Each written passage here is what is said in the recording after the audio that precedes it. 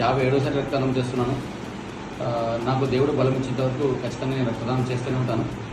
So ప్రతి ఒక్కరు కూడా రక్తదానం చేయండి, ప్రాణదాతలు కండి.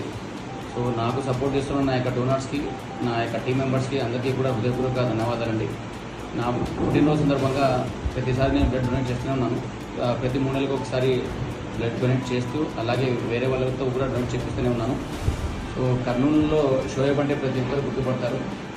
ఇది ఏదో పబ్లిసిటీకో ఏదో దానికి కాదు, దీన్ని చూసి ఒక నలుగురు తయారవుతారన్న ఉద్దేశంతోనే ఇక వీడియో జరుగుతుంది. అందరికీ ధన్యవాదాలు. Thank you and all.